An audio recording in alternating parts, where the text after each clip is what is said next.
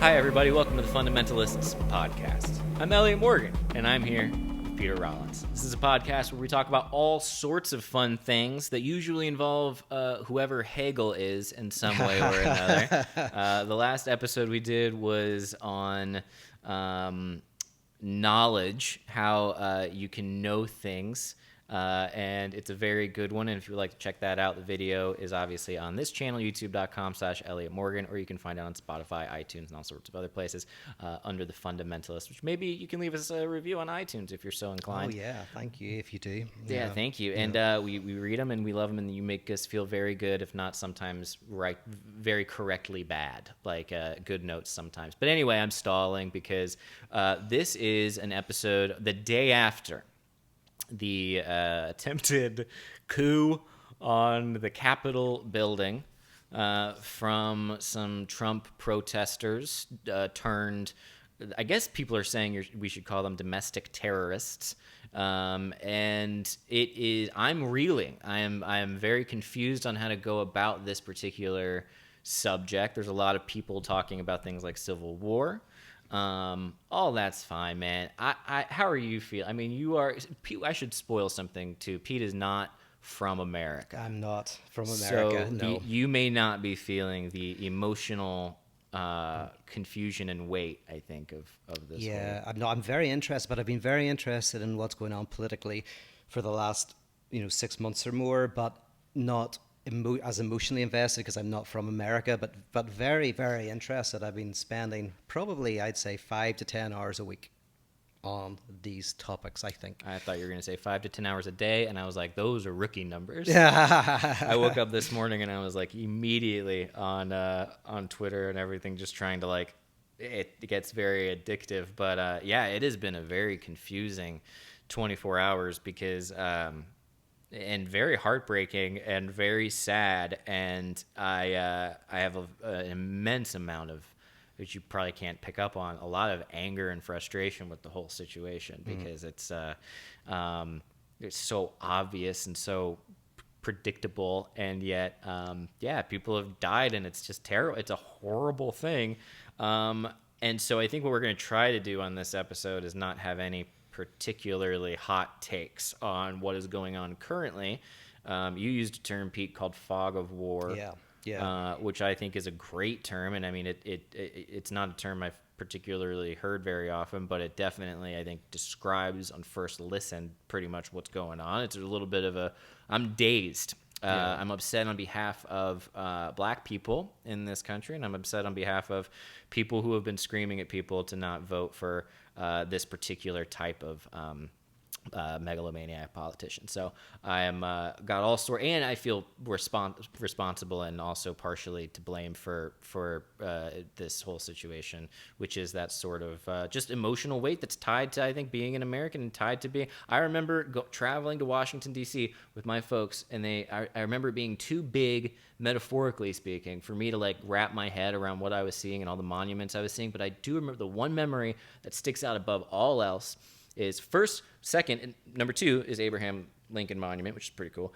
And then I remember being a kid. This is my biggest memory, and I remember seeing this slab of concrete on the ground that was really well polished. And I remember this kid being like, that'll be fun to walk on. And I started walking all over it, and my dad got me in huge trouble. He was like, how dare you? He didn't say that. He was like, but you never walk on a monument and disrespect the history of this nation. And that stuck with me, and it definitely is still in my blood, so that when I see things like that and images of people waving a dumbass Trump flag while walking into a Capitol building and waving a Confederate flag, it does something to me that I shouldn't even, it's beyond my ability to put into words. I get, even now, I got a little, my blood starts getting thinner. Yeah. So thank you for the gin and tonic. That's my whole take. I'm very upset, and I'm very offended on behalf of a lot of people. But that is, and also the ridiculous part. You know who had a great tweet? Okay, I got one more thing to say. This is good because to be honest, I'm getting it all out. I want you to get it all out, and my perspective, is probably not even that valuable right now. I'm just enjoying listening to this. I think you're great. articulating good stuff. So you should get it all out.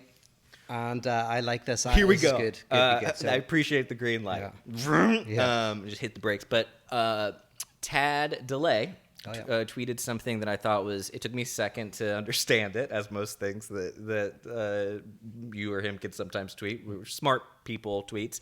But it was something along the lines of the last 4 years in America have oscillated between like, oh, we could be on the brink of a civil war situation, or, oh my gosh, isn't this all very ridiculous? Like, isn't this all so silly and so like beyond pale that you kind of have to laugh at it to cope with it? I err on the side typically of laughing at all of it and being very like whatever. And he ends it by saying it's like a Schrodinger's box sort of situation where your assessment is constantly upended. No matter what you think, it's constantly upended. So I take the approach often of being like, this is all very ridiculous. Something like this happens and it upends that assessment and makes me go, this is actually pretty disgusting and gut-wrenching. So that's a good analogy, but because Schrodinger's cat, obviously the idea is that your observation changes what's happening, and that is very important in political thought. Is the political interpretations don't just kind of analyze or make clear what's happening; they actually influence what's happening. Yeah, this is it's participatory. Yeah.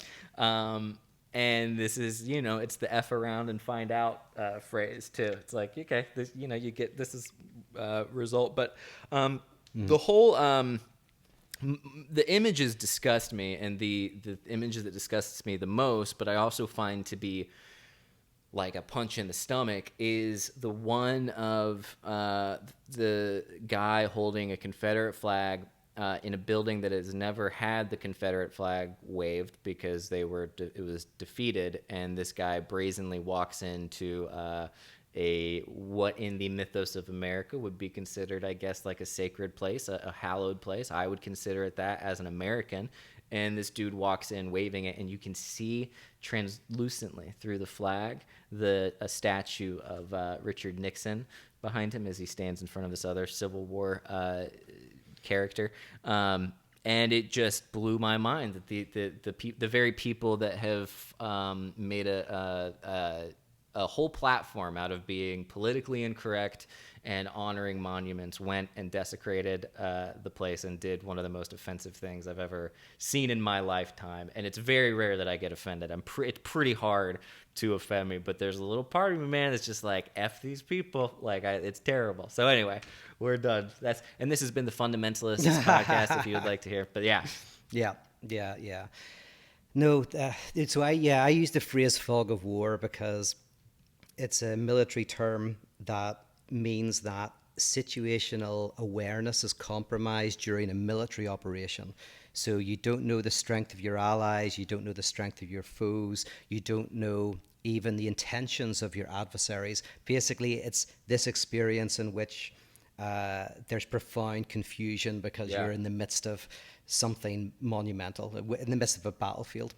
You're rattled. Yeah, you're rattled. And, so fog of war is a good way to describe a lot of things that have happened in 2020 and 2021 where events are unfolding and situations are changing very dramatically. And in military terms, the only way to minimize the fog of war is through military intelligence, which is where you sit and you analyze, and you've analyzed previously, and you use various ways, kind of information and theory to understand the situation. So you get as much data as you can. You rely on your intellectual, your rational. Yes, and it's very difficult, but you can minimize the fog of war. But the thing is, so if I throw out something and see what you think, if we take it off what's going on in DC for a second and talk about arguments with friends and talk about how repression happens. So there's three. I don't know anything about either of these. Yes, if you've ever had an argument with a friend. Yeah. There's in Lacanian psychoanalysis, there's three mechanisms of dealing with antagonism. He's got a list. Yeah. What's that? He's got a list. He's got a list. He's got a list. I've got a list. These are actually in various forms of psychoanalysis. You find in object relations as well, and all other forms of psychoanalysis. But Lacan puts it very, very well. There's repression, disavowal, and foreclosure. And repression's the one I want to talk about, and the other two we can do another time. But repression is where, when things are not able to be expressed, things have happened to you that you cannot express, that you cannot symbolize, you can't integrate into your emotional life. They detach, and they detach from your consciousness, and they reattach with other words. And eventually what happens is an individual might explode, they might act out, and they might say terrible things, and they might do terrible things, and this is called the return of the repressed. What you've pushed down It's and my not favorite talked Star about. Wars movie. Yes, Return of the Repressed. So that's this explosion that returns, and then people say things that they regret. They tell you the truth, but they say it in a way that is not so good. And I think repression happens in the social body as well. So whatever group it is, whenever something is not brought to the light of the symbolic day, brought to language, eventually it explodes in damaging and destructive and bad ways. And the trick is still to ask yourself what was not able to be expressed. And that's the question I always ask with any eruption of social violence, whatever group that's doing it. What was not able, like what led to it, or what in the moment when they were freaking out was the thing that they were unable to... Or what was bubbling? So what has been bubbling over time? And even what was the trauma that happened years ago? What is it that is not able to be expressed, that is not being able to be brought to the surface? Because the whole thing is, if repression doesn't come up in a healthy way, it explodes in acting out in a violent, aggressive way. And my interest, although I want to, because we're so early in this, I don't want to give theories or give you my thoughts at this point, but my question is still... We're 45 minutes into this. What's that? We're 45 minutes into this. Mess with your sense of time. Yeah. But yeah, is the question of what's going on in the US at the moment over 2020 and into 2021 that is causing what we've seen and what happened last night and what's no doubt going to happen. And the reason why I'm asking that is because I grew up in Northern Ireland, and we talked about this, but I grew up I was born in 1973, and that was just a few years before the war began, the Troubles. It began late 60s, early 70s. And so I was born into that conflict and saw it right through to 1998.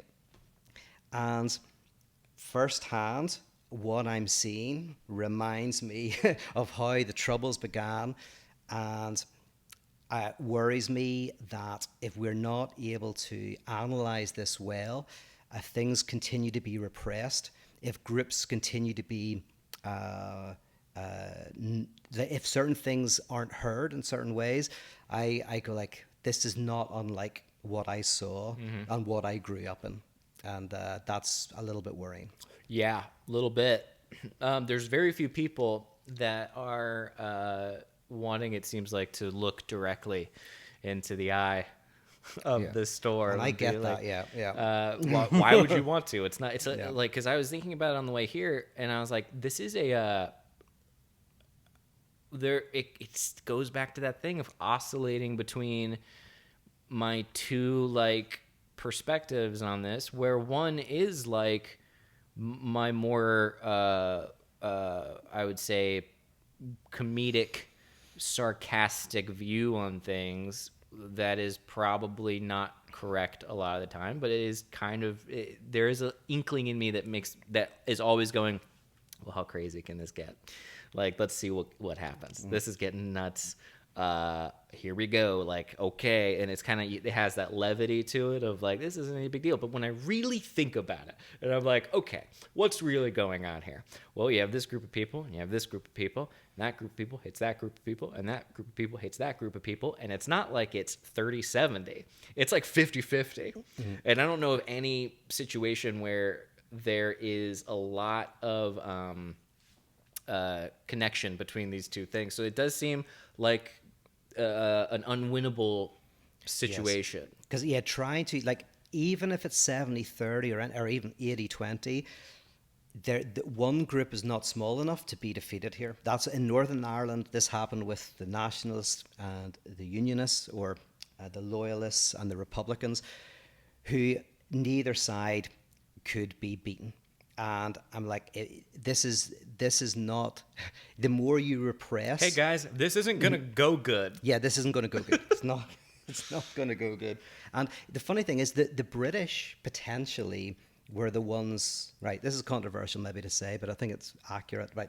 The British were probably the first to use identity as a political weapon of manipulation. So with India, right, one of the ways in order to manipulate, control a large continent was through splitting people into various identities, pitting them against each other, which meant that basically India could be run by 50 people from Britain, right? So the British colonialism used identity in order to, so that's where identity as a political form of manipulation and control arises. Very interesting. Yeah, that was an excellent Spark Notes version of whatever you're saying, but it's very interesting. It's very interesting, and then very relevant. Very relevant. And then Lionel Shriver, the author of We Have to Talk About Kevin. She's American, but she lived in Belfast for a long time. She basically made the argument that in Northern Ireland was the place where identity was weaponized. So I think she argues that that's where it was invented. But you could say that in Northern Ireland, identity was weaponized as a propaganda tool in order to divide people and keep us in conflict. And I'm seeing this type of weaponization occur, and it always benefits those in power. I think I said to you before we started recording, is like my real concern, my deepest concern, is that we're going to get to a weird capitalistic feudalism, in which big tech is going to have a disproportionately massive power over the population. Yeah. We become feudal serfs, maybe getting a basic UBI, and my main worry is then the ideological high priests or legacy media, entertainment industry, educational establishments, and the zealots are for ideology are those who use social media. Anyway, that's my main concern. But You have a thing on your. what's that? You're sorry. I thought you had a tinfoil hat on your head. Yes, yeah, maybe. No, maybe, I think you're right. I hate that I think that you're right. So God, I mean, I was concerned, and it's growing. It's still unlikely, but I was saying last night to my girlfriend, I was like, how crazy is it? You know, and I was like, last night was a Cheesecake Factory night, and I thought I was like clever for being like, this is a stressful situation, and I'm very sad about what's going on, and this is gut-wrenching, so I'm going to order a bunch of junk food, and I did, and then from the Cheesecake Factory. Yeah. I've tried that once and liked it, and haven't done it for years. Only done it once in all the time I've been in America. I think I want cheesecake. That's comfort food. Oh, two slices of cheesecake. One of them was a Reese's cup. It was insane. Yeah. But I came back in, and I was like, which also that was a joke too, because we were like, how ridiculous. I was like, this is a terrible situation. We're eating like cake like assholes. But anyway, I was like, how crazy is it that everyone, regardless of your political opinion right now, when this is after a day like this, regardless of what side you're on, everyone knows, or everyone knew last night, if they thought about it, that the leader of the free world, more than anything, was pissed off about not being able to access his social media accounts. Yeah. Like Twitter had banned him for 24 hours, Facebook had banned him for 24 hours, and now I guess however long as of this recording. And I was like, we all know this dude at this point. He showed his cards. Like he's been very honest about who he is since day one, and it's insane that the thing there's no way he was concerned about anything else besides maybe the fact they were going forward with the proceedings of like going through with the electoral votes and all that stuff. But then I was like, I got on Twitter today and I see Emily Ratajkowski. You know who that is? I don't think She's so. a supermodel. Okay.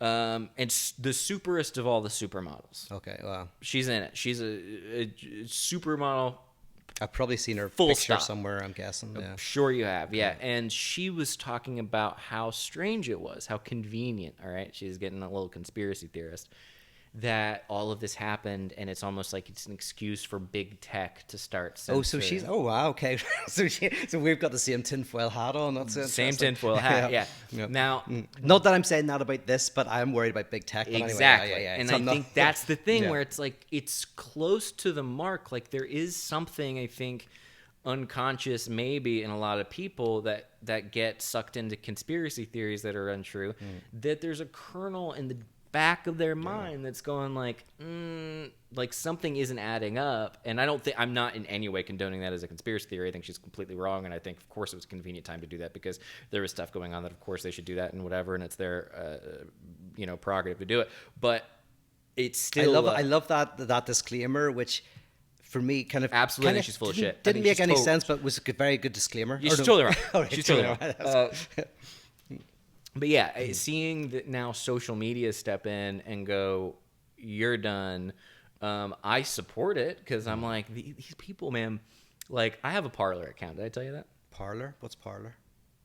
Here we go, folks. Welcome to the fun part of this podcast. Oh. Where Elliott explains to Pete I always get what educated Parler about pop is. culture. Is this pop culture? No, social media. Social media? Parler? Have I heard of Parler? I don't know what it is, but maybe I've heard the name. Parler is like the far right needed their own social media network because they were being so oppressed in all of the other social media networks that they needed somewhere that they could be safe. It's a safe space for Republicans. Okay. I didn't know about this. It's interesting. Yeah, and I took a photo of myself wearing a camo hat and like a red plaid shirt and like made myself a handle on it, and I'll post things about just being sad and how I hope. But then it is a dark joke because I got on Parler the other day and I saw someone literally like. It's fascinating, dude. Like you should get on there because it's also fun. You can see elected officials, what they post on Parler versus what they post on Twitter or Facebook and whatever. Yeah. I mean, it's a So is treasure Parler big? trove. Is it a big? It's blown up a little bit. Okay. Yeah. And there's trolls like me on there, but there's also people that are like the vast majority are. There's a lot of QAnon. I mean, it's like Is it advertised as just as a free speech place, or is it advertised as a conservative place, or how does it self identify? I think free speech. Okay, I just guessed that. But I mean, that's yeah, all. Yeah. It's all coded language. We all know what it means. Anyway, I was on Parler and saw a bunch of stuff, and they're all ashamed of the people that are like that back down from not standing up against the supposed election fraud, and the numbers are incredible. Like, I think it's very tempting for us to think that this is like you were saying, there's the sizes of these respective groups are too big for either one to be defeated. Yeah, oh yeah, 100%. I lost my point where I was going with that, but I know, but we're talking about Parler in relation to what was it? I don't know, but this is all fascinating. I mean, I've whole world. You start. Go ahead. Nope, I forget. Oh yeah, I was just gonna say, like, I don't fit neatly anywhere because I stopped listening to news except in order to hear what different positions people are taking about 6 months ago, and so I find myself in very weird places that don't fit neatly anywhere. Same. But boy, certain events, really make it pretty clear. when I get real angry, and I here's where I go. Okay. Here's my overarching opinion on this. Now that your gin and tonic is kicking in. Yeah. Here we go. I do feel like I do love people. And I have not seen people thrive under a certain political figure, even if they do support him. Like, I have not seen an improvement I haven't seen people get happier while supporting someone. Mm-hmm. And at the end of the day, if you want to talk politics and you want to talk about what leads people to support certain things, that's all great. But at the end of the day, I think Trump came in and stole a lot of goodness from people that could have still had that goodness, which is a spiritual accusation more than a political one. Okay, yeah. Okay. Let us pray. What do I think about And what can you say? Because you have, I mean, also too, like, it's got to be fascinating for you to see from an outsider's perspective from Northern Ireland instead of being in the trenches. But like for you, is it? Do you feel like you see the pieces moving, but you're not libidinally tied to it? Yeah, that's partly it. That is definitely partly it. Like, so I had an example recently, a few months ago. I was chatting with someone who was having a delusional episode, right, having a psychotic break, and they were very angry about a number of things that were going on in their life, and it was obvious that what they were angry about was not real, right? It was disconnected from any kind of reality. However, the anger and the frustration was very real. It was just misdirected. The and that's what you do when you're talking to someone who, say, is having a psychotic break. You go like, oh no, this is true. This is real. This is what's really kind of happening is something that hasn't been integrated in kind of symbolized within their consciousness is returning in the real in some way. Mm-hmm. And you very gradually are able to work out the genuine, legitimate anger or aggression or frustration that's there. And that's what I'm always trying to do is whatever's going on, there's something real, there's something true. That's where you start with, as you go like, there's something real. And let's imagine we don't know what it is. Let's be a detective, let's be Columbo, and let's try to work out what's going on. Yeah. And so, like, with what's been going on with Trump and then Clinton and Biden, I mean, I've been fascinated by going, what's happening in America that these various politicians have been brought forward. The politician that I like is always sidelined. But, so what's going on in the... well, he just hasn't gotten enough legislation through. It's all right. I to be honest, I went off him in 2016 anyway. But no, in 2020, but in 2016 I was very supportive.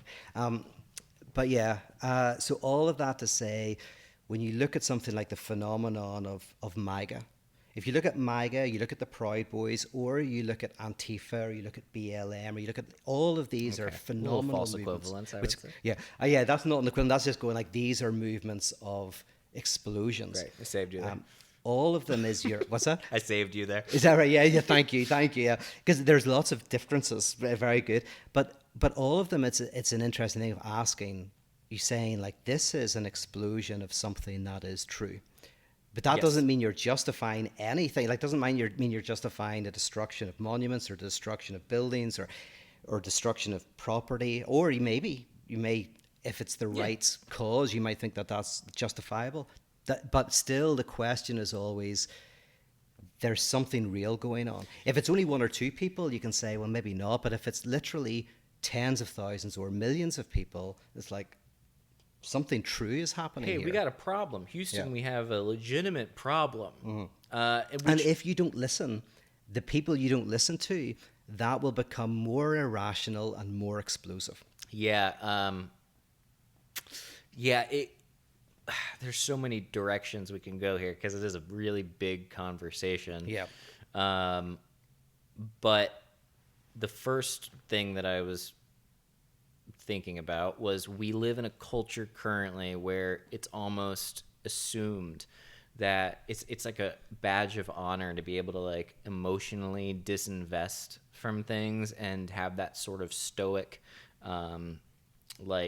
that's just this. Do you not think but that's more under threat? No, because I kind of like more and more often I thought if you don't pick a side, you're complicit. I thought that was, but anyway. You can pick a side. I think that's part of it. Exactly. Okay. I do think you have to pick a side, but there is this, it seems to me like there is like a meta narrative of like, it's really cool to have a take, to have an opinion. Mm-hmm. You have to have a side. Okay. The moment you get into like legit anger and like legit, whether it's righteous anger or misunderstanding or whatever, the moment you get into your anger enacting you and becoming part of your actions, people are like, oh, that's how dare you. Like, how dare you destroy property? How dare you do protests? How dare you do all... And I'm like... I believe you on this, but I thought it was the opposite. I thought that anger and commitment was actually kind of like the thing that was valued at the moment. But I you know more than I do. Maybe you know? I might be doing too wide of a swath. Is that the right word? No, that's Wide good. swath? But then tell me, like, what are you seeing, like, in your world, the people the influencer world. I do, thank God. And what would we do without the influencers? I mean, I don't know. We got to have something to influence people with pretty soon. I mean, God, they're selling me, like, bath soaps and stuff like that, know, but I need them to teas. sell me political opinions. Yeah. Can I tell you about HelloFresh if you would like? No, I mean, I think that people are scared to emotionally invest in their own opinions. I think that they're encouraged to have opinions, but they're encouraged to keep those opinions just like 3 feet away from them, because the moment those opinions get into them and they start changing their behavior, they start making them draw lines in the sand. It's like a fake kumbaya type of situation, I think, that we're in. Okay, because I've seen, like, in my world a little bit, there's a thing, you'll know these things, but I'm new to it, but infographics, right? So an infographics being like 10 slides that explain anything I want to know about, issue. I will Google the subject and add the word infographic. Yeah, infographic, yeah. So infographics in my world have become a big thing. As in, I've seen people share them, which, by the way, if anything can be explained in 10 Instagram slides, you know what's wrong, right? So, unless it's for a 5-year-old about something. But infographic, and it seems like in my world, it's like you taking your time to form a complex position seems like that is frowned upon. But your world is It the is, opposite. yeah. No, I think it absolutely is. Oh no, okay, all right. But where am I going? I mean, yeah, it is in the because I know what you mean. We're talking about, I think, two different things, because Okay, there is a pressure immediately to have an opinion and to say Yes. something, and then if you take time and you're silent about things. I noticed people, I think, and I could be wrong, but I think people were going to my Twitter last night to see what I was saying, because I was seeing activity on like pretty old tweets. Oh, is that right? And I was like, I think people are wanting to either see what I think about situations, or maybe trying in some way to make sure I'm saying the right thing, which both can be true, and it can be either or. But yeah, so I think that's part of it. There's a pressure to have an opinion immediately. That's all wrong, obviously. But I also think there is also many people who will hide behind the idea of having the right opinion and waiting for the dust to clear, the fog of war to settle before they speak out. And I think there is a level of cowardice to that I think is a little legitimate. And I'm only saying that subjectively. I experience it where I go, I always go back to that damn black square on Instagram. That bullshit. Yeah. Remember that? Yes. And I remember Have you talked publicly about this before? That's because we've had some interesting conversations about this, but no. Yeah, I remember that happening, and I was like, the whole movement at that time, I was invested in, and I was being, I would say, affected by it. Affected you very level. deeply. Very existentially, deep kind of actually. Yeah. It was partly. Which goes back to someone waving a Confederate flag in the Capitol building. And just to clarify, it affected you in the sense of you wanted to go back into education as a result of this. Yeah, that's very sweet of you to bring up. Yeah, I don't say that too much, but then that same time, I was like, you have to post this black square on Instagram, and I was like, something about this feels vapid and feels like I'm doing it because other people are doing it.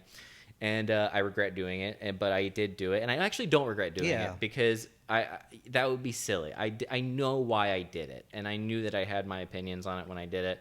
But it was a great example of people doing something because they're supposed to do it. Yeah. And I felt I was fully in line with the movement and disagreed with the idea of it, but through peer pressure and a bunch of other things, and fear of the big other, of being maligned by a bunch of people online, which has happened before. So I was trying to play it as safely as I could. Not saying that was the right move, but it was kind of like that, where it's like you have the pressure to say something, and at the same time you want to make sure you have your grounding, Yeah. the whole time. So it's a Yes. tough. It is a Yes. dare I say contradiction. Yeah, and that's what I meant by when I said about the fog of war. How you minimize the fog of war is in military terms is military intelligence. The fog of war of this is just consistent reflection and reading and all of that. And you now have gone into kind of the academic world, and you've gone into kind of like, but, yeah, and you probably, like, I probably err more on the side of not speaking quickly, but then there's sometimes you have to speak, and you maybe err and going like you want to speak, but you also know that you need to take time. So maybe this is a good example of, like, we're both like pretty close, but like maybe I err on one side, you err on the other, and the truth is somewhere in the middle of us both. I think we both err. Like, the truth is probably a little bit over there, but I'm probably not closer to it in the sense that I'm more correct than you are. I don't think it's a polarity between us. You would say the truth's over there. Okay, yeah. Yeah, like, I think we're both on the side of we're both indifferent, but I think you also have the right and the, like, you've earned the ability to be like, it's literally your job. Yeah. It's your effing job. I love the fact that I can't believe that I get to be full time just reading about this. No stuff. one can be mad at you for not saying anything because Yeah. it's your job to think about stuff. Yeah. And, It's not my job to think about stuff. Yeah. So it's people are like, why aren't you saying anything? I'm like, I don't know, man. It's tough, and I'm kind of emotional. I also hesitate to say things when I'm emotional, and so if I'm emotional about Well, something, that's probably then... useful. Like, whenever I'm emotional or anyone's emotional, it is probably good to take a deep breath, because that's when you can get caught up and someone else can do your thinking for you. I mean, because I am more about how to help people think for themselves than think like me or think like someone else. The funny thing is the one prediction I had, I told you about earlier, is that I was looking at all of this and going, oh shit, I need to invest in Bitcoin because I think that's going to blow up because of everything that's happening. I did that in October with my very meager savings, but I'm very glad I did. And that was a pure prediction on what I've been reading, going like, I think there's going to be a I know. a destabilization. Pete, for all your thinking, you've been pretty correct about a number of things in the past year. Just so our listeners and viewers are aware, you've nailed it, like, a lot. Oh, like, thank you. It's whereas I've been crazy wrong the entire time. Maybe a little bit more right in the past 6 months, but it's a crazy era. What are we at?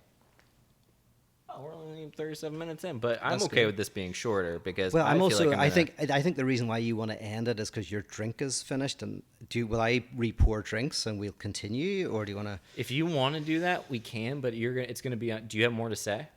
I mean, to be honest, this is a massive subject. I think we could talk for a long time. That doesn't mean we should do. If you pour some drinks, but I reserve the right to edit anything out of this. Yes, perfect. Do you want to say anything while I'm doing it? I do.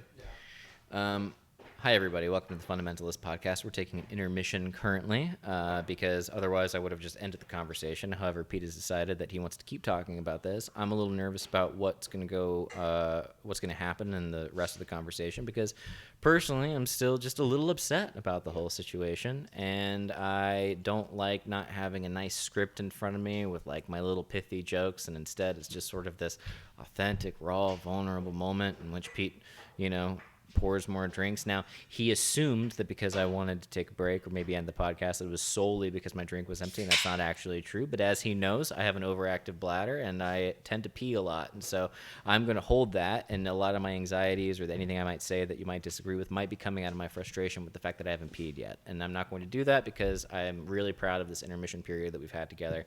And also don't forget to subscribe to the Fundamentalists on iTunes and youtube.com/Elliott Morgan. You do pee a lot. You and Jay both. Jay is my other very close friend. Yeah. He, both of you. Whereas I think my bladder, I could win an Olympic sport. Oh, it blows my mind.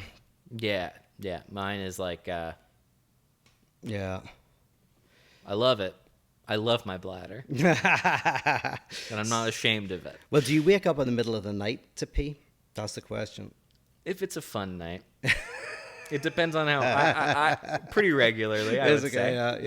yeah. Pretty regularly, I will wake up in the middle of the night, but it's my favorite because I'm like, I love waking up and being like, oh, I'm awake. Oh, I get it. I have to pee, and then I go pee, and then I get all excited about being able to fall asleep again. Oh, yeah. So, no, You that's wanted great. this episode to Yeah. keep going, so this That's is what you're right, gonna yeah. get. It started out so serious, and it's still very serious. All right, so what else do you want to talk about with the Civil War? Okay, well, let me return to an earlier point briefly. Okay. Is that, that the British used Yes. identity to control through colonialism. It was a very good way of having a small number of people in charge of a vast amount of people by splitting people into groups and getting people to see themselves as different and giving some groups, usually a smaller group, certain privileges over other groups. And this was a very powerful way to control. And so my concern People just want always their privileges. What's that? That is a great move. Yeah, Yeah, you it's get a the great move. smaller groups more privilege, and then they go, well, we're getting what we want. Yeah. And the larger group is like, well, we're the larger group. Okay. And then, but no one's thinking about the people calling the. Yeah, calling the shots. And a lot of these differences were purely arbitrary. What's in psychoanalysis called the imaginary. In other words, how people look. Maybe it's the size of their nose or the shape of their ears or the size of their skull. Completely arbitrary stuff. But you can start to create completely arbitrary differences between people, and then you make them something substantive. And this is a way to basically people's alienation, people's experience of oppression, then gets focused into that rather than focused on the people who are in control. So a small number of people. Know your enemy. Yes, know your enemy. And so displacement. This is displacement where somebody, for example, is angry at their boss, but they'll get fired if they shout at their boss, so they take their anger out on their wife or their husband, right? That's displacement. You take your anger that is generated from one place and you put it into somewhere else. And you think that you're angry because of that. And so one of my concerns is if we don't kind of properly understand and have a proper political understanding of what's going on, we will attack fellow citizens.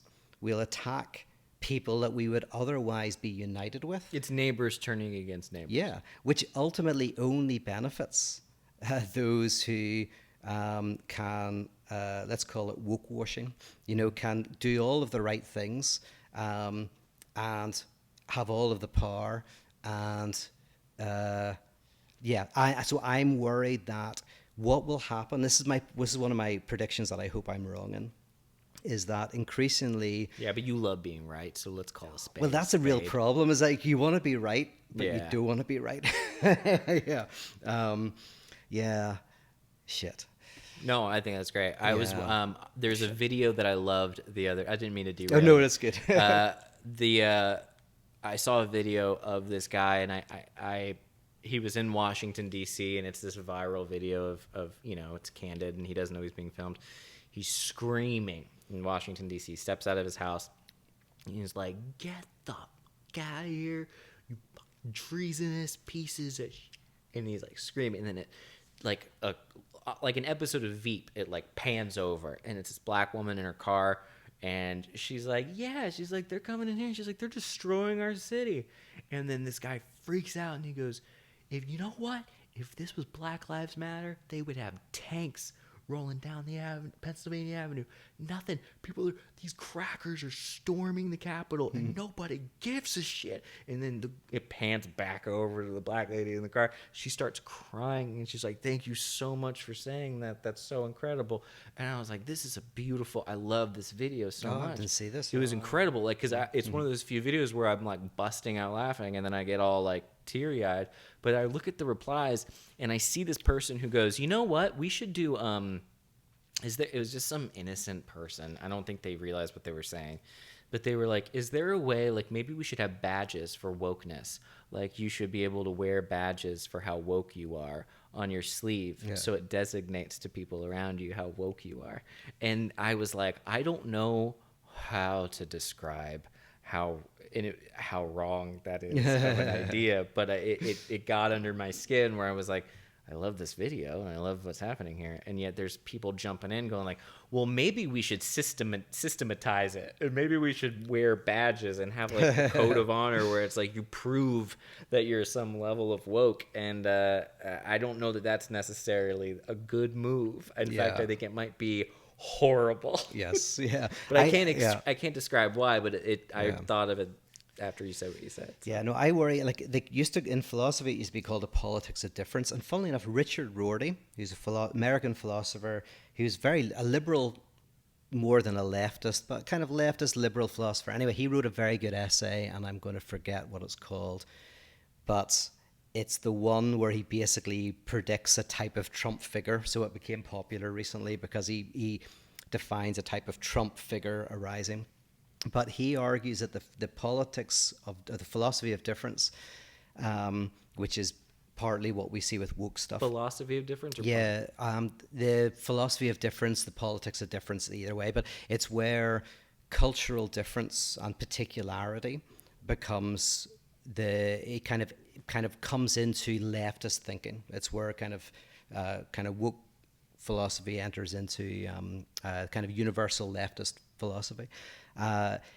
Is potentially to the benefit of a small minority of the powerful. And that's my main worry with it. That's my main worry, is that people who would be united on similar forms of alienation and difficulties become increasingly divided. And that's just my fear. And I think, and if this is true, and I think what happened last night is devastating for this. I think it's just going to increase cultural particularity.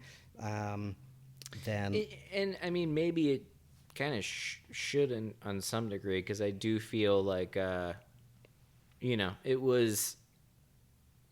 Have you seen the images contrasting the steps on the Capitol during Black Lives Matter versus the steps on the Capitol during what happened yesterday? No. I mean, it's night and day. Like it's the response from law enforcement was of course so much greater during BLM and all this stuff, and then during this they're removing the gates, they're letting them in, they're helping them down the steps. All this stuff is like, I'm sure every one of those things has a logistical reason for it happening, but symbolically people see that and it affects them, and it's very, very terrible. Like, I don't know how, especially if you're black in this country, I don't know how people, how they handle it. It's a very untenable situation where it's like you spend a year going through these protests, and then this kind of BS happens where you're like, okay, there it is. Like, it's still, these people are still, I think that they're, like you're saying, wounds that have been, I don't know if this is like you're saying, but wounds that have not been addressed or healed or acknowledged, and faults that have been made that have not been at least attempted to make right, are now showing themselves in this almost cartoonish way. Like, it is easy to fall into that ridiculous viewpoint because it's so laughable, but it's becoming laughable because it's like, it's a caricature. Like, it's so extreme that's like, this is what it is. Like, it's got to be this dork carrying a Confederate flag and some piece of shit putting his like feet on an elected official's desk and acting like he's a badass. It's like, there's a funniness to it because it's silly and they're dorks, but there's a darkness to it that is like really hard to handle. I know. Here's my guess, and again, I'm saying it as an outsider, but my guess is the police, a lot of the police and a lot of the military are sympathetic to the MAGA stuff. Did you see the selfies? Oh yeah, I saw the selfies. Yeah. But my guess is corporate America is very sympathetic to Antifa and have spent and would put lots of money into the legal defense of people. And so now, give them all the money. What's that? Give them all the money. And so they're two different things. So one is police and military are pure force. They're the kind of the force of the state, pure kind of force of the state. But then corporate America, which is big tech, Amazon, Jeff Bezos, we're talking Instagram, we're talking Facebook, we're talking Twitter. We're so screwed. Yeah, they on Netflix potentially are putting vast amounts of money in a way that those people who are MAGA won't get. That, like, you know, I like people. Netflix is not going to give money to the legal costs of kind of what's going on. So all I'm saying, and I'm not saying once, I'm just kind of going like, what if you want to do an analysis of what's going on, I would say the military and the police are 70% towards kind of what you see with the Proud Boys and what you see with MAGA. 100%. Yeah, they don't care. They're unabashedly pro. But then my interest is going like, but then where is big tech? What is their emphasis? Yeah, and then who's stronger? And that's the funny thing, because you kind of go the military and big tech. You kind of go the military must be stronger. Oh, that's like maybe really hard to tell. But they're stronger because they take our money. Yeah. So like big tech doesn't really take as much money from us as the military. I mean, it's $2 billion a day that we spend on a defense budget a day. Yeah. That's a lot of money to spend in a day, and they couldn't come up with enough police to be around the Capitol building. Well, that's where I think I do think military and police are probably much more sympathetic to MAGA, but what I'm interested in is, especially with COVID and with us all being more isolated and more on our computers, vulnerable. My question, and it's only a question, it's kind of a question with a concern, is that does big tech have even more power, or will have in the next 3 to 5 years more power than government? I kind of think that big tech already potentially has more power than the government, and that's why I think our government leaders are so shit. Is because the talent always goes where the money and the power is. Okay, couple points. Okay. One, I think it's an oligarchy, and people like Zuckerberg, who will make a big deal out of banning Donald Trump for the remainder of his presidency on Facebook, also know that there's a changing of the guards happening. And so which they were part of, like a good little boy, he's going to make sure he's like, I even think he was part of it. I mean, I think they're the ideologues. Yeah, they should all walk into the ocean. But what was the other thing I was going to say? Social media, all that. Oh yeah, people will go after, let's say, Republican senators who are Trump. They've hitched their wagon to the Trump train. And people are like, these guys are spineless. Yeah. These guys are like the most despicable. Like, look at them. They just, like, they're little puppy dogs. They're sycophants. They follow along with Trump, anything he does. They have no backbone.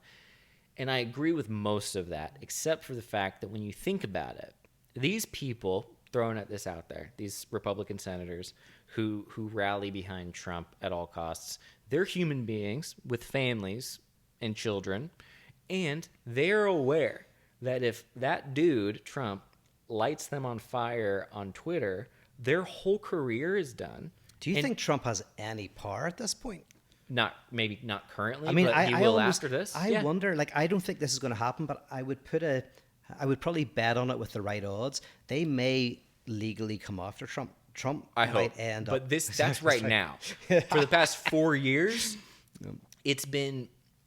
Trump has had the power to use social media and has done it I used to have a boss like this who would use his social media presence to attack other people. He has since gotten better about it and doesn't do it anymore. I think the last 4 years has been a battle between big tech and Trump. I think big tech is being used by a guy who is not afraid to light people on fire.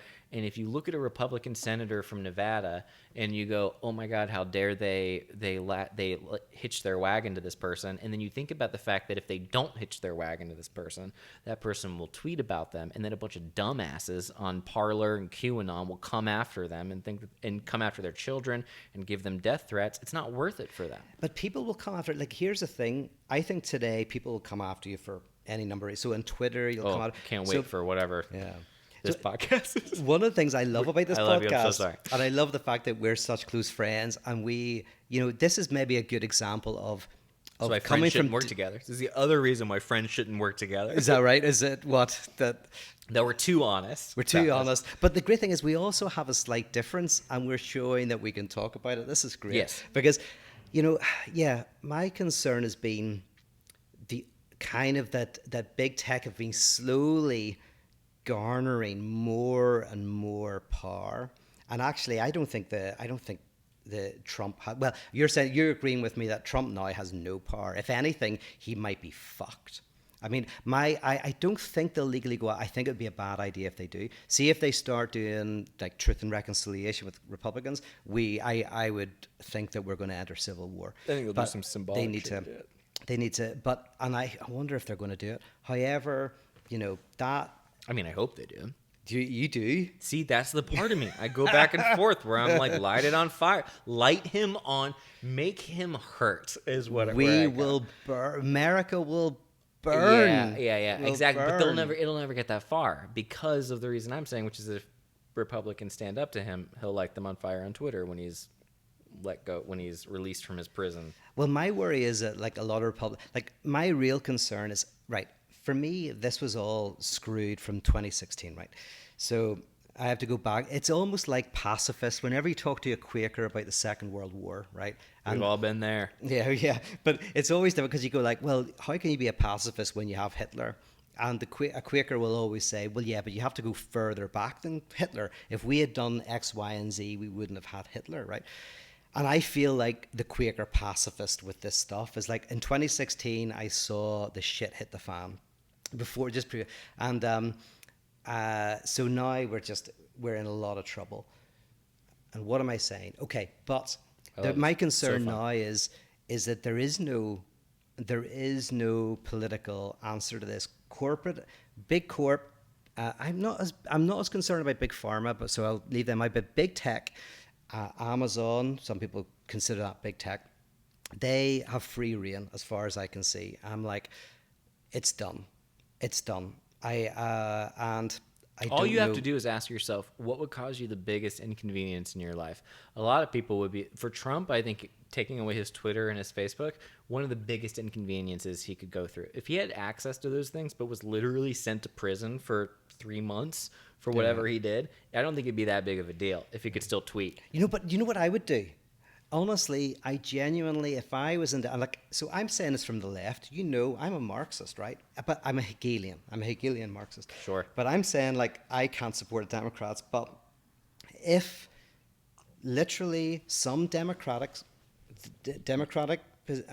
people in the Democratic Party, if Biden literally tried to shed light, to try to listen to try to understand where this explosion of MAGA came from, that is the only way out. Look, it's the only way out. If you want to talk about what's going to happen 4 years after Biden,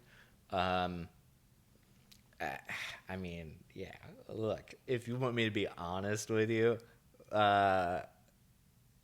we messed up. We had a good dude we could have elected. We had a good dude we could have nominated. He probably would have lost.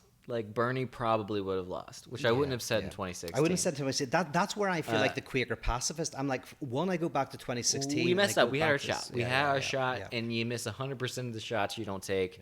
Yeah. And we had a good man with good policies who was likable enough that could have made it happen. But he did his own stuff that probably messed himself up, and especially in Florida.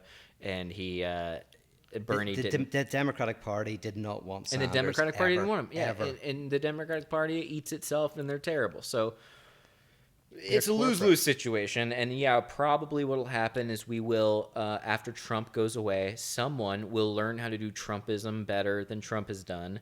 And they will probably arise in the next 4 years, and we will end up in this situation again. Yes. We're not solving anything right now. I think we're trying to just stave off a civil war. Yeah. I think that's it. And I think the way you do that is you play the centrist game, and you go, hey, absolutely, we just needed Biden. We need someone who can be a grandpa in office and make us all bored again and make us all unaware of what's going on. And let us live our lives for a second, and then in 4 years, when all the dorks come back with their their anti-PC bullshit, then we can have enough energy to be like, no, we're going to elect someone better this time. Everything is there. So it's like there's nothing that's not real. Like I think we talked about this in another podcast about. Did we talk about Bion and this idea of alpha beta sizing? The beta. I know. Yeah, I remember. Yeah. Oh yeah. So for Bion, there's Bion. Yeah, Wilfred Bion, very interesting figure. Yeah, person. Yeah. So Bion talked alpha about, and beta and Bion. I was like, yeah, that a letter? Yeah, whatever. Yeah, but for Bion, there's this what's called beta elements, and beta elements are like, for an infant, something happens that you can't express. It's something, an event happens, and it's experience, and it's too much. It's just too much, and your parent, if you have a good parent, your good parent does what's called provides, I think it's called an alpha element. What they do is they listen to your outburst, your tears and your anger, and you punch things, and then they put words to it, and then they feed it back. And you turn the beta element, which is your unsymbolized experience, into an alpha element. And so you alpha beta size, which means you turn into language this trauma that is too real, too much. And my whole thing is that if politically there is not a way to alpha beta size this explosion of rage, you're exactly right. In 4 years' time, there will be a kind of worse Trump figure, and this explodes into a whole other, because I agree with everything you're saying, and I don't see a way that the good thing can happen with the trajectory that we're on with social media. Yeah.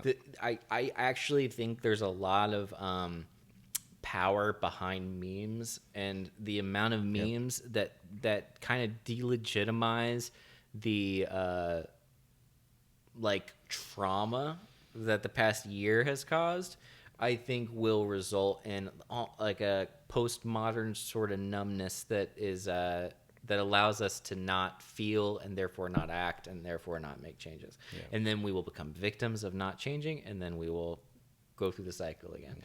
So we're in a bad situation. Here's one thing that I thought should have happened. Here's a concrete example, right? I love concrete example. Right, so we all saw the videos from Georgia that looked like that the moderators were sent home, and then after the Democratic and Republican moderators were sent home, the counters of the votes restarted. You know this video? What do you know? So there was a video that came out where it showed that in Fulton, Georgia, moderators, the overseers, what do you call them? Is it moderators? The Democratic and Republican observers were sent home at 10:30, and then once they were sent home, the counters came back. They took out these boxes and started counting again without moderating. Have you seen this video? You haven't seen the video? Oh, right. Okay. So anyway, so this video came out, and it's very, anybody who watches it would go, this is not good, right? However, what's being said is that in context, it's fine. In context, we can see that the votes were put in these boxes, put under the tables. There was just a mistake. They came out and they're recounted. So that's the answer. However, I searched the internet for the video, and it's not there. I do believe it. I believe there is context to this video. Wait. Show it. Show the context. What are you talking about right now? Are you talking about voter fraud? The voter fraud, right. Now, I'm saying that I think that the video in context will show that there's not a problem. But when you don't show the video, it fuels people who are concerned. So this is a concrete example of where I go, right. Show the video to dispel a little bit of the... Why play the game, though? Because then you get what you're having now. Because those people wouldn't be concerned about that shit had they not been told No, but some people would. That's the thing. Is like genuinely. I don't That's know, man. that is symbolizing. For You me, know, that's an example of we're symbolizing getting the into a unsymbolizable. cosmological conversation here. This is about reality bending to our perspectives, Yeah. and it's like if you don't like, it's not. If you have a job to do to count a bunch of votes, it's your only job. Mm-hmm. You got to count a bunch of votes. You also have to take into account that you can't overwork people, and that if you do overwork people, it will allow other people to go, those people have been overworked. You can't judge their ability to count votes. Yeah. So you cut it off and you do whatever. I don't know. No, yeah, no, It's just I'm not very. disagreeing. But I'm surprised you didn't see this video. I thought everybody's seen this video. You never saw this video. What video am I? The video I'm talking about. No, I don't know the Oh video. wow! Right. Okay. So the video I'll show you. But the point is, I've got no reason to doubt that in context it's totally fine. You have no reason to doubt. However, What about all the other people that were injected with a reason to doubt that then will take it as a cross to bear? No, but that's my point. My point is, I genuinely want them to show the video. And even if like lots of people don't, I'm just going to like show the video. But if they don't have the video, No, they do have the video. The video exists. I watched the whole thing that we have. So I'm a little bit confused, but I do believe that there is additional context, but I want to see it. And I'm going like, this is my issue of just kind of like symbolize, don't disparage certain views, engage with them, show why they're wrong. I think that's the only way to avoid it. But like, innocent until proven guilty. Like if I say you robbed the Bank of America down the street, and I'm like, well, Pete isn't showing me a video. No, but if you showed me a video where I robbed, right, here's the thing. If I showed you a video, or you showed me a video where I robbed the bank, then you go, well, actually, funnily enough, if I show you the 20 minutes before, it actually gives the context. That's different. That's what this is. It's like there's a video that looks just looks wrong, right? It just looks a little bit wrong. All you want to do is show people the rest of the video. Pete, I'm worried you've been Googling too many things. Yeah. But I do. I've been spending, say, 5 to 10 hours a week. Pete, you know you're not going to get to some core truth answer. Like know that at the end of the day will be a level of contradiction that you cannot succumb to. Why are you going down a rabbit hole that you know doesn't have a bottom? Because so my conviction or my position is in therapy, you basically allow people to keep symbolizing, to keep putting into language their frustrations, to kind of like, there's a rock of the real, and you keep putting language to it, right? In the same way, whenever people have a genuine trauma, right, they can't express, and then it comes out in either a Jewish conspiracy or a QAnon conspiracy or this conspiracy, that conspiracy. What you do is you keep kind of like, you keep letting them, you keep listening to them speak, you keep shedding light, you keep kind of like moving with it until you crack it.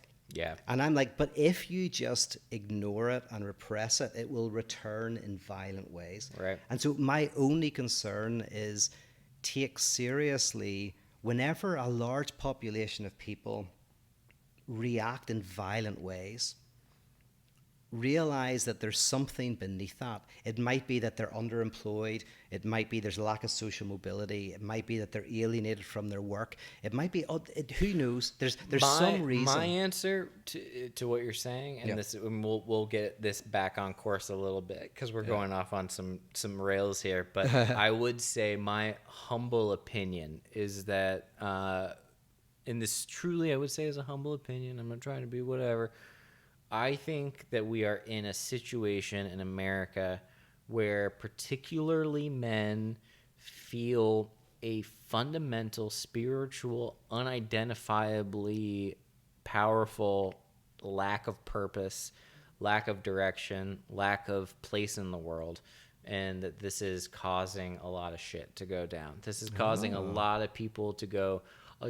It allows a lot of men who have worked their asses off their entire life to be confronted with a barrage now through social media of all these others, all these other people, and they don't know how to deal with it for good reason, because they've been busy providing lives for people, and that's all very fair.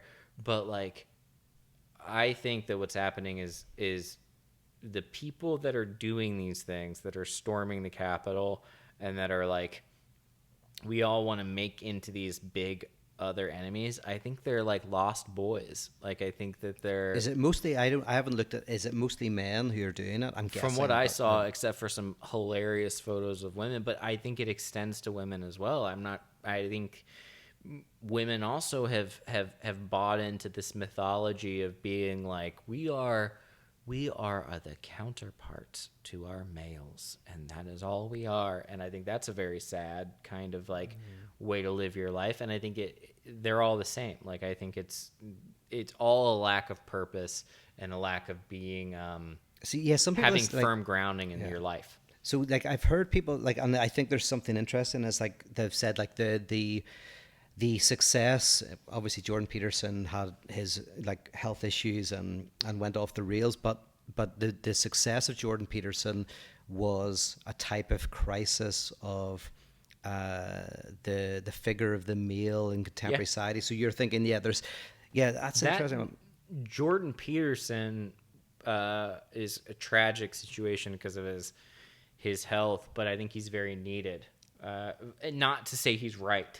Oh yeah, no, I'm not a big like Peterson in any situation, but there's a difference between being like right and also being needed. Like, your services can be needed at times, and I think he provided a need for a lot of But then men. It seems like to me, right? Yeah, there's a crisis maybe in masculinity, and you have someone like Jordan Peterson, and femininity, because you have like obviously the Women's March, which was absolutely massive. So it almost feels like there's a crisis in terms of what femininity and masculinity. We have no values. Various we have no ways. values. No one has any values. Yeah. You have to pick a group, and you have to be like, that's my values.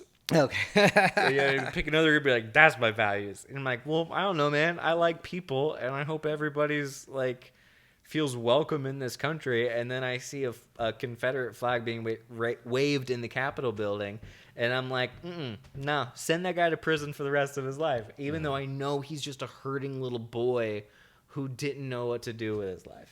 And I'm still okay with him going to prison for the rest of his life. I mean, he probably will go to prison for 10 years. I hope he does, and I hope he hates it. Because I hope he goes to prison and knows on some level that the guy he did it for is going to be golfing and we'll never know his name. I know, but my worry is, man, like I'm going to say it, like that is the beginning of civil war. Whenever you can't or don't want to understand, I know, it's tragic. The kind of, and I'm saying it not moral. It's not a moral position. It's just it's a political position. It's also moral. Well, I don't think it is. Like, you can think someone's completely wrong, but in Northern Ireland, the conflict only came to an end in 1998 on Good Friday, whenever every side, even both sides, said we will destroy each other. We have to listen. We have to understand, and we have to try to come to a way forward. And so I actually do think he will go to prison. I think a lot of those people go to prison for a short time. Yeah. No, I think potentially for 10 years. I don't need to know that some dude. No, I'm not saying what never you're met saying. No, I'm saying what I think's going to happen is I think a lot of these people are going to prison for a long time. I think Trump, I don't think they will, but there's a small chance. I'd say a 10% chance they might legally go after him. And I'm going like, if that happens, then I would think that civil war is. We've all seen the mob movies, right? Yeah. Where like the innocent like runner gets caught up in the mob boss's world and then like ends up being sentenced to whatever, and you're like, he didn't even stand a chance. He never stood a chance. He got sucked up into it. Yeah.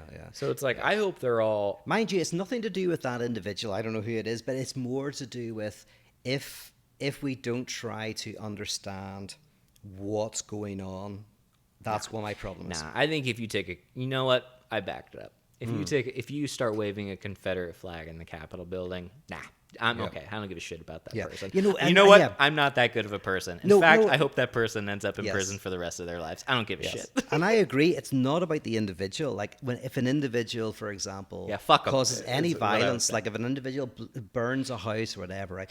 But it's more whether politically one allows the alienation and the repression of a group to express. Basically, if it isn't expressed in a healthy way, it will be expressed in an unhealthy way. And everything I saw last night was the most unhealthy, violent, and atrocious explosion of the return of the repressed. Yeah, full display. On full display. But the issue is it possible? And I sadly don't know if it is. It's not possible. But is it possible for our political institutions to listen to the various alienations and antagonisms that are going on within America?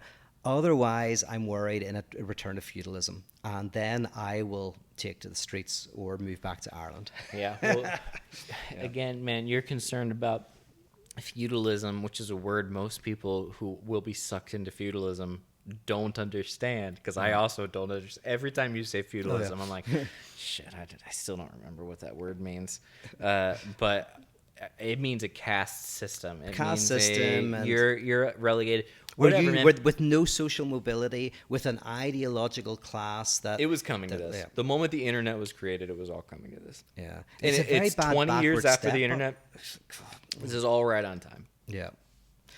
Whew. Well, we went very political. Do you think we're going to survive this? Do you think people will like this or not? We will survive it, and that's the problem. I think if you guys would like to see more of the Fundamentalists, I don't know why. This is actually, I'm very proud of this episode. By the way, which is the thing we say usually when we don't put them out. There's a few episodes we've gone, we really like this, and then we never put it out. Well, how about this, Pete? I'm going to be very honest with you. Yeah. I say we post this tomorrow. Right. But under certain circumstances. Okay. All right? And people will know if they hear this, whether you agreed to this or not. Okay. We post it tomorrow. Don't re-listen to it. What's that? Don't listen to it? Oh, just literally just put it up. Check the audio. I will upload the video. I'm not going to listen to it. But I would say, I would add to this at the end, please know, I have had some alcohol and I haven't drank for my goodness, quite a bit. And I love Pete very much. We are best friends. Yes, best friends. And please also know I am on the verge of tears multiple times throughout this podcast. I'm very hurt by what's happened. What? Oh, no, by hurt. You're just excited about me being sad? Oh, no, I was worried that I'd hurt you. No, of course not. No. I'll let you know. But I know you're hurt by what's going on in your country. I'm very pained by it, and I'm so sorry if I've said anything. I'm working it out myself. Yep. I hope you understand that. Yep. And it's a very difficult time for people who are just like, come on. There's a whole group of people who are like, come on. And I'm in that group, but also a little worried and a little disappointed and angry. So, but I don't always show that, and I can be a little bit of an asshole with the things that I say, and I apologize if I've offended you, or said anything inappropriate or not given credence to things. And man, we're in a tough situation. Can I do a disclaimer after you as well? Absolutely. And also, Trump was a mistake. That was a bad move. We could have done better, and that's the end of my statement. Okay, yeah, that's good, because definitely Elliott is very concerned and taking this stuff very, very seriously. And we've talked about this, and in fact, the crazy thing is some of the things that have happened in 2020 made you less interested in comedy and in all of that, and more interested in trying to understand what was going on in the world and be a force of good. That's absolutely. That's very sweet. Yeah. That sums up my wow. Yeah. No, that's 100%. And in terms of me, anything I say is coming from just my experience in Northern Ireland. I do not want to see a conflict that erupts in violence and death. And and anything that I've said is genuinely coming from a desire to see forward momentum and to not see us moving back into some sort of economic system that is damaging to more people. My critiques, I mean, I critique a lot of the so-called left, but I'm critiquing that from the position of the left. And yeah, so anyway. I love, Pete, that you're on the side of being like, hey, please don't hate me, the left. And I'm on the side of being like, please don't hate me, the right. Yeah. Very fun. Yeah. Anyway, yeah. we love you, and especially if you keep... No, anyway, all right. We're right. done. All right. Bye, everybody. Bye-bye. Love you. Thank you.